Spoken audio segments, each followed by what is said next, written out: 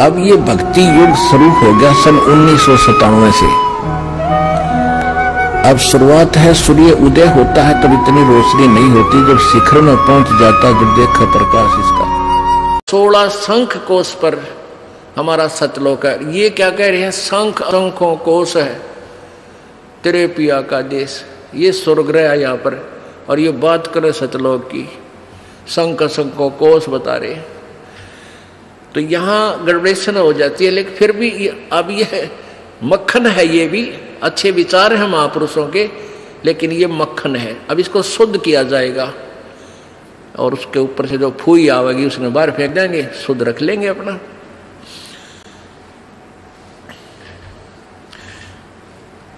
बिन सतगुर ना पाइए घर अपने की राह बिल्कुल के, और संता शरण लाग के तू सुरत शब्द समा। अब ये राधा स्वामी पंथ में एक गाटा जोड़ रहे हैं, सुरत शब्द का अभ्यास कर ले, सुरत शब्द का अभ्यास कर ले। और कैसे 2.5 घंटे सामने बैठे, 2.5 घंटे सुबह नो आकड़ गए, इन्हें ना तो सुरत का बेरा ना शब्द का बेरा। और कैसे सुरत शब्द अभ्यास होता है ये भी ना पता इनको। कहते झूठा ज्ञान ध्यान कहाँ लाओ, ये बाद विदा चतुराई। थारा ज्ञान नहीं करने का नहीं, तुम कहाँ ध्यान लगाओगे। और परमेश्वर कबीर जी की वाणी है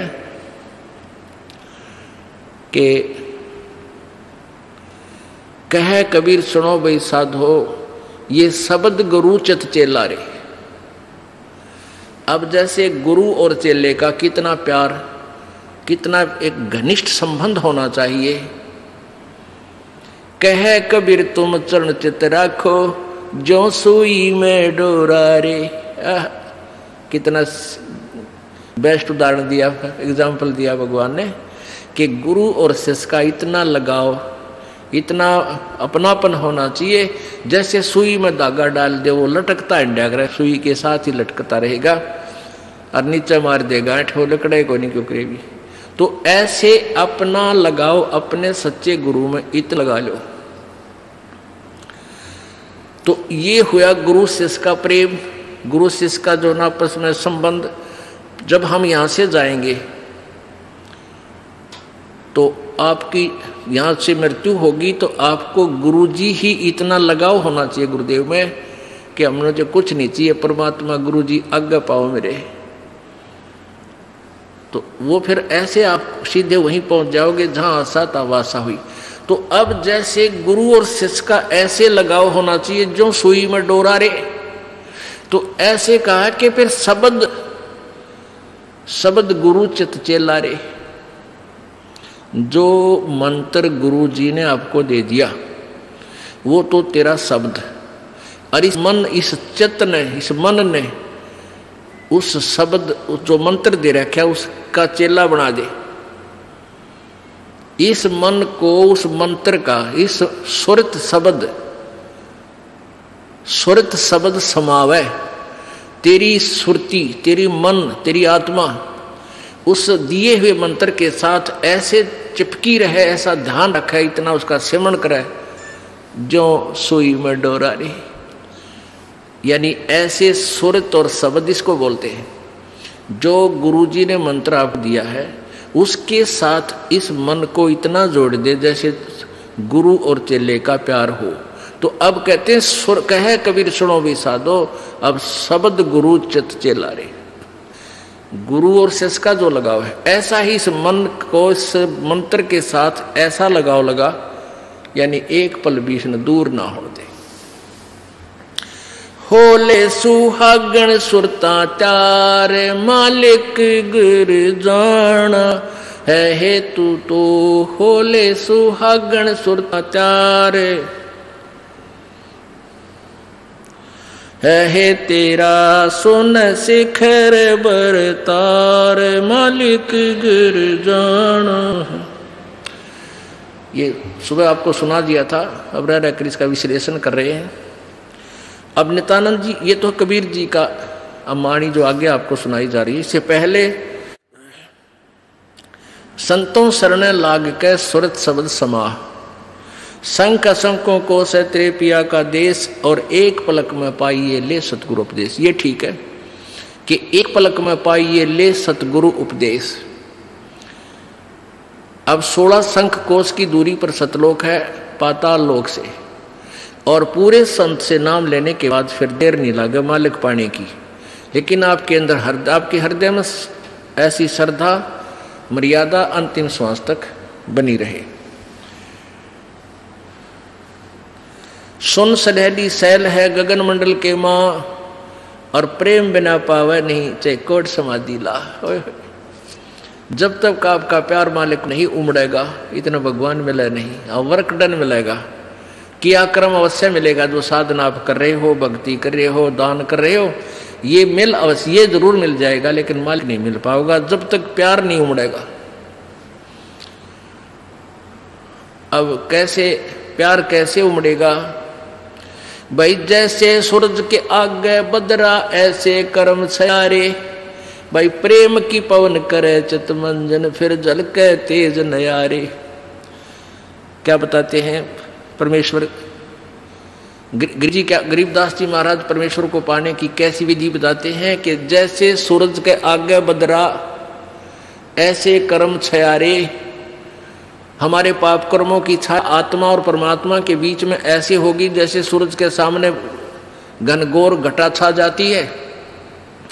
वो घटा, फिर वो बादल कैसे वहां से दूर होते हैं, तेज हवा चलती है तो बादलों को तितर बितर कर देती है, और सूर्य का प्रकाश फिर ज्यों का त्यों समक्ष होता है। तो ऐसे कहते हैं कि हम आत्मा और परमात्मा के बीच में जो पाप कर्म रूपी जो बादल हैं, उनको कैसे दूर फेंका जाए, कैसे छांटा जाए, कैसे खत्म किया जाए। जैसे सूरज के आगे बदरा ऐसे कर्म छयारे, प्रेम की पवन करे चितवंजन झलके तेज नयारे। प्रेम की पवन, इन पाप कर्मों को काटने का, इनके हटने का क्या लक्षण होता है? आपको यहाँ बुलाया जाता है, ज्ञान सुनाया जाता है, आप जी को मंत्र दिए जाते हैं, आप जी को प्रेरित करके आपके हाथों से 2 पैसे दान करवाए जाते हैं, दंडवत प्रणाम कराई जाती है। इस सब का उद्देश्य है कि आपका हृदय इतना विनम्र हो कि परमात्मा की चर्चा चल की आंखों से आंसू की धारा बह जा, दरिया बह निकले, चर्चा चले एकांत में बैठ के, या कहीं चर्चा चले दाता की, रह रह कर आंखों में आंसू आने लग जाएंगे। जब मालिक की चर्चा चलेगी तो समझो आपके पाप कर्मों के बादल कटन लाएंगे। जैसे सूरज के आगे बदरा ऐसे कर्म छयारे, ये प्रेम की पवन करे चितमंजन फिर झलके तेज नयारे। तो यहां नित्यानंद जी भी इसी का समर्थन कर रहे हैं। सुन सलहली गैल है गगन मंडल के माँ, बिना प्रेम पावे नहीं चाहे करोड़ समाधि ला। और जब तक मालिक में प्यार नहीं होगा, उसकी चर्चा सुनते ही आत्मा में ये झड़ नहीं लगेगा आंसुओं का,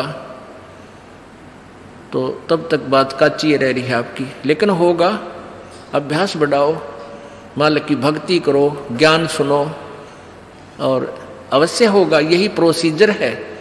किसी के घने बादल हैं, किसी के थोड़े घने हैं, वह भी इसी तरीके से हटेंगे, हवा चलती रहेगी, धीरे धीरे उनको इधर उधर कर दी।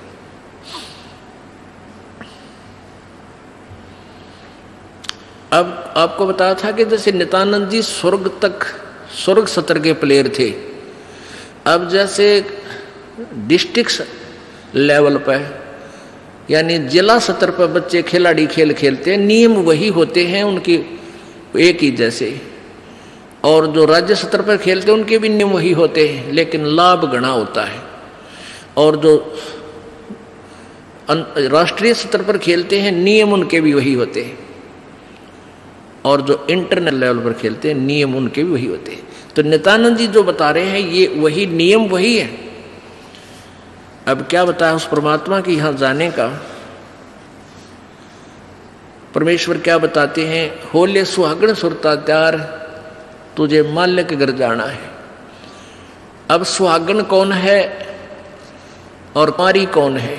जिन आत्माओं को पूर्ण परमात्मा संत से प्रभु का नाम नहीं मिला तो वो तो कुंवारी है, और जिनको परमात्मा का नाम मिल गया उनकी सगाई होगी परमात्मा से, गुरु बिचौले ने उनकी सगाई करवा दी।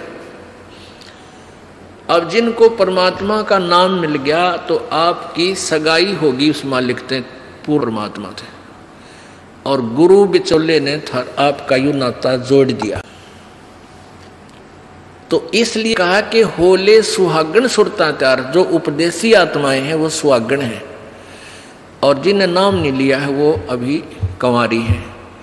और जो सुहागण होगी, जिसकी सगाई हो जाएगी, तो वह इंतजार, वही आशा कर सकती है पिया के घर जाने की। कुंवारी का भी कोई ऊद सूद नहीं होती, लेकिन तरीका यही है पिया के घर जाने का, उनको भी सगाई करवानी पड़ेगी, नाम लेना पड़ेगा, गुरु बनाना पड़ेगा। तो उन सुहागन आत्माओं को, उपदेशी आत्माओं को परमात्मा कहते हैं होले सुहागन सुरता त्यार, तन मालिक के घर जाना है। अब तुझे वहां जाने का तेरा काम बन गया, यानी स्टार्ट हो गया ये प्रोसीजर। ब्याह भी होगा, सगाई हुई है तो ब्याह भी होगा, ब्याह होगा तो फिर सारा काम होगा, पति के घर भी जाएंगे। तो हम स्टार्ट कर चुके हैं, हमारा काम शुरू हो गया। फिर क्या बताते हैं, होल सुहागण सुरता त्यार, तुझे मालिक घर जाना है, तेरा सुन शिखर बरतार। सुन शिखर यानी शिखर माने चोटी में, सुन माने सब, जहां कोई और नहीं, केवल वही एक मालिक और उसका लोक है। सबसे टॉप मोस्ट प्लेस पे वहां तेरा पति, तेरा भरतार, तेरा मालिक है। सतलोक में सत्य पुरुष है।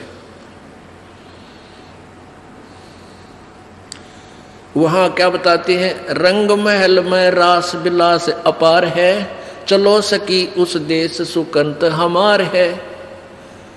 उस रंग महल में सारे ठाठ बाट हैं सतलोक के अंदर, और चलो सखी वहां अपना वो मालिक पति है, वो अपना कंत है, अपना प्रभु स्वामी मालिक है, उस लोक में चलो। नहले धोले ओढ़ पैर लेकर 16 सिंगार, आज नहीं ते तड़के परसों तेरे आवेंगे लनियार। अब नहाना क्या है, धोना क्या है, इस सत्संग रूपी दरिया में, गंगा में अपने अंतःकरण के मैल साफ करे। ओढ़ पैर ले, यहां क्या ओढ़ना है, क्या पहनना है, कौन से आभूषण है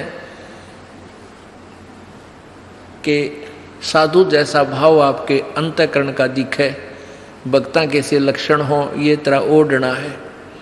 और सील, संतोष, विवेक, दया, भाव हैं, ये इस प्रकार के 16 तरह आभूषण है, जो एक जैसे लड़कियां वैसे ही उदाहरण देने पड़ते हैं उन्हीं के आधार से। लड़कियां शादी जब हो जाती है तो आभूषण पहनती हैं इसलिए कि तू अपने पति को अच्छी लगेगी। तो परमात्मा हमारा पति है, वो हम उसको कैसे अच्छे लगेंगे जब हमारे ये आभूषण होंगे, नम्रता होगी, दया होगी, शील, संतोष, विवेक से हम चलेंगे, किसी की आत्मा नहीं दुखावेंगे, हैं, दान धर्म करेंगे, सेवा करेंगे, तो तब उस मालिक को हम अच्छे लगेंगे, पसंद होंगे, तब वो हमें स्वीकार करेगा। और सुमन, ध्यान, भक्ति, ये पांचों यज्ञ करके अपनी कमाई करके अपना दहेज बना ले। फिर क्या बताते हैं, आज नहीं ते तड़के परसों, या अब तेरा कभी ना कभी जाने का समय अवश्य आएगा। तेरे साथ की कितनी जाली तू क्यों लारी वार, और गुड़िया खेलत न जन्म खो दिया लाया नहीं विचार। पहले हम बालक से थे, आजकल तो वो सारा छूट गया प्रोसीजर, तो मॉडर्न सिस्टम हो गया, बालक खेल भी गेला, कंप्यूटर तो खेल रहे हैं। पहले क्या था, हम छोटे छोटे बालक थे, उस समय जैसे दहेज देते थे लड़कियों को, तो उनका के देश था, ऐसे कोई क्या करते थे, लड़की को भेजना होता था तो उसके लिए कपड़े लाते, तो उसको क्या बताया जाता था कि इसको आगे वाली, इसकी जो ना सास, ननंद, पितृष्ट और आसपास की जितनी लेना देना होता है, तो तो उनकी न्यों क्या करते 40 तीड़ अग्निया की लाइयो, 40 सूट। तीड़ तना समझते होंगे आजकल के बच्चे, पहला घाघरा हुआ करता सब बारा, और उसको ऊपर एक कुर्ता एक चुंदड़ी उसने तिल बोलिया करते। तो न्यों क्या करते ये 40, और पहले दिखा करते उसको भेजने से पहले लड़की को गांव की औरतें आती थी गीत गाती हुई, और वो देखा करती ये 40 तगलियाँ की हैं, ये 20 पछलियाँ की हैं, ये फलानियाँ की हैं, ये छोरी के हैं, ये दूसरे ससुरे की हैं। तो ऐसे बताते थे। तो वो छोटी लड़कियाँ होती थी ना, छोटी छोटी, पहले स्कूल स्काल कोई जाता नहीं था, वो अपने में टाइम पास कराया करती, कहता गोबर बिटोड़ा करती ना। फिर वो छोटी होती तो क्या करती थी, वो छोटे छोटे टुकड़े कपड़े सिलने के बाद दर्जियों पास हो जाते थे, उन इकट्ठे कर लेती और उनके ऐसी सतह बनता करके और 40 तन्यारी गिणकर दगाल लेती, एक गठड़ी बांध कर उसमें, और 20 न्यारी धर लेती न्यों का, और एक गुड़िया बना लेती, एक खिलौना बना लेती, एक गुड़िया सी खिलौने की स्त्री सी, और उस गुड़िया ने फिर गेला और गुड़िया ने बांध देती गिठड़ी में, ये इसकी तीड़ अगलियाँ की, ये पछलियाँ की। और वो होते ही तीन चीथड़े कपड़े टुकड़े से, और उनमें तो दूसरा कोई भाई या बहन उसी के लेवल का, 1-2 साल बड़ा छोटा, और एक आधा टुकड़ा निकाल लेता ना उसकी तीड़ मत है, उस गठड़ी मत है, वो पोटली बांध रही थी वह, तो वह रोन लग जाती वह लड़की, अरे मेरी तीड़ काट ली, 5 पीटर रोवर रोटी नहीं खावे, और ओड चीथड़े ने वह तीड़ बांध रही, वो सूट बांध रही पूरा, तो बालक थी। और जब उस बेटी वाली लड़की बड़ी हो जाती है, युवा हो जाती है, और फिर उसका ब्याह हो जाता है, उसका शादी हो जाती है, विवाह हो जाता है, फिर उसको वो ओरिजिनल तील मिल रहा है, वास्तविक तिल मिल रहे, उसने वो सूट मिल लेंगे 10-20 जो भी उसके होते थे। तो फिर वह गुड़िया लेना खेला है, क्योंकि वह सैनी होगी, वो मैच्योर होगी।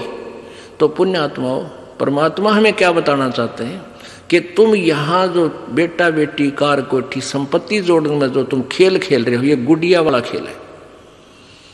और जब आप इतने मैच्योर हो जाओगे, आपका ज्ञान इतना स्वस्थ हो जाएगा, आपको ये पता लग जाएगा कि ये सब नकली सांग है, झूठा सुख है, अस्थायी टेम्परेरी रिलेशन है हमारा यहाँ पर, और हमारा स्थान सतलोक में है।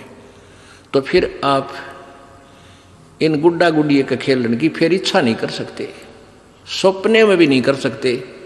अब जवान लड़की जब उसका ब्याह हो गया और उसके बाद वो ओरिजिनल सूट उसने मिले हैं, फिर उसने वह खेल कर दिखा दे गुड़िया गिला, कदे नहीं खेल सकती।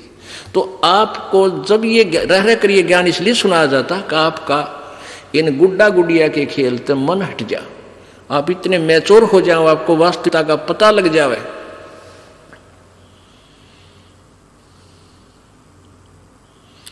तेरे साथ किए कितनी जाली, तू क्यों लारी वार, गुड़िया खेलत जन्म गवाया, लाया है नहीं विचार, मालिक के घर जाना है।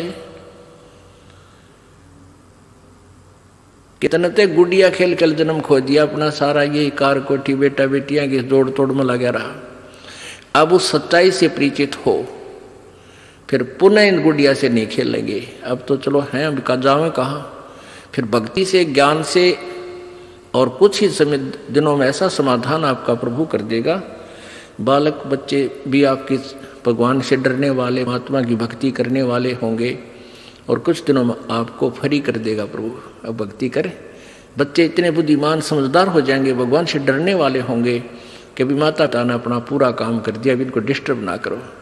और वो परमात्मा से विश्वास करने वाले होंगे कि भी हमारा किया हमें मालिक जरूर देगा। तो इस प्रकार आपको फिर यहाँ से निकालने का एक सुअवसर परमात्मा देगा, और तभी आपका मोक्ष संभव है। तो ये परमात्मा ही करवाएगा, अपने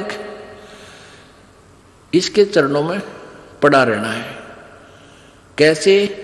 द्वार धनी के पड़ा रहे, धक्के धनी के खावे, 100 काल चकजोल ही पर द्वार छोड़ ना जावे। इसका यही तरीका फार्मूला बताया है कि अपने सच्चे सतगुरु के द्वार से दूर नहीं हो जा। चाहे कितना झटके पटके काल दे, आपको छोटी मोटी हानि भी होती दी होने दे, कोई वो भी मालिक की रजा है, उसमें आपके ना ही होने में आपका हित होगा, ये सत्य मान लेना। तो फिर आपने हर पहलू को अपनाना होगा कि राज्य क्रमता राम की रजा दर जो शीस, दास गरीब दरस परस तिन बैठे जगदीश। कच्चा हीरा कृच हुए नहीं सह गण भार, और ऐसा मन ये हो रहा वहां लेख ले करता रहे। एक हीरे की परख करने का क्या तरीका बताया है। ऐरण के ऊपर एक लोहे का ऐसा थंब बसा हुआ, धरती में गाड़ रखा हो, इतना ऊपर वो 8 बाई 8 इंच चौड़ा उसका ऊपर का सरफेस होता है, और ऊपर तक घन इतना बारा 2 दड़ी पक्के का लोहे का डंडे में पर, और उसको न्यू मारा करें। ऐरण के ऊपर लोहे के उस ऐरण पर रखकर लोहे के उस पटड़े से पर हीरा रख दिया जाता है, और ऊपर से घन ठोका जाता है, और हीरे का निशान भी नहीं होता, वो पक्का है। और जब वो कच्चा है तो क्रच हो जाएगा, उसमें निशान पड़ जाएगा, टूट फूट जाएगा। तो कहते परमात्मा तुम्हारा वहां ऐसे परीक्षा लेगा, आपको यहां से पार करने के लिए ऐसे घण मार के देखेगा। कच्चा हीरा कर्च हुए नहीं सह घण भार, नहीं सह घण मार, और ऐसा मन यू हो रहे जहां फिर लेखा ले करता रहे। तो परमात्मा बताते हैं कि समझा है तो शर दर पाओ, बहुर नहीं रे ऐसा दाओ। बोलो सतगुरुदेव।